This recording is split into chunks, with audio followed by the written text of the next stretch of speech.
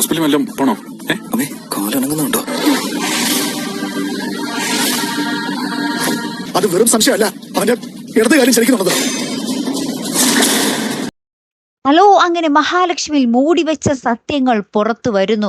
അതേ പ്രേക്ഷകരെ, നമ്മുടെ മഹാലക്ഷ്മിക്ക് പെട്ടെന്ന് ഒരു ഛർദിൽ വരികയാണ്, ഒരു ഓക്കാനം വരികയാണ്. അപ്പൊ എല്ലാവരുടെ മുന്നിൽ വെച്ചാട്ടോ അപ്പം മഹാലക്ഷ്മി ഇങ്ങനെ ഛർദിക്കാൻ പോകുന്നുണ്ട്. അപ്പൊ തന്നെ പെട്ടെന്ന് കണ്ണൻ ഇങ്ങനെ ചെയറിൽ നിന്ന് എഴുന്നേക്കാൻ പോകുന്ന പോലെ കാണിക്കുന്നുണ്ട്. പിന്നെ നമ്മുടെ മഹാലക്ഷ്മി അടുത്ത് വരുമ്പോൾ കാലൊക്കെ ഇങ്ങനെ അനക്കി മഹി ആശുപത്രി പോണോ എന്നിങ്ങനെ ചോദിക്കുകയാണ്.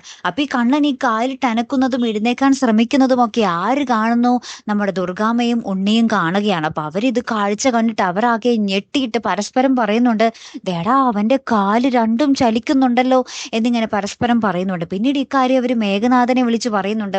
അപ്പൊ മേഘനാഥൻ വീട്ടിൽ വാമദേവനോട് അമ്മനോടൊക്കെ പറയുന്നുണ്ട്, ഞാൻ പറഞ്ഞില്ലേ അന്നേ ഞാൻ മൂന്നാറിൽ കണ്ടത് അവരെയാണെന്ന്, അപ്പൊ ഞാൻ ആ കാഴ്ച കണ്ടത് സത്യം തന്നെയാണ് എന്നെനിക്ക് ഉറപ്പായി എന്ന് പറയാണ്. അപ്പൊ അവരും ഞെട്ടുന്നുണ്ട്.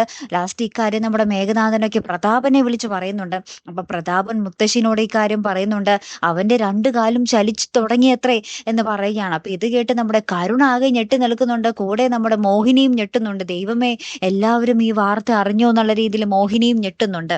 ഇനിയാണ് കഥ മാറി മറിയാൻ പോകുന്നതല്ലേ? ഇവരെങ്ങനെയായിരിക്കും ഇതിനെതിരെ പ്രതികരിക്കാൻ പോകുന്നത്? കൂടെ മഹാലക്ഷ്മി ഗർഭിണിയാണെന്നും കൂടി അറിയുമ്പോൾ ഉണ്ടാവുന്ന ഒരു പക, അത് രണ്ടിരട്ടിയായിരിക്കും അല്ലേ?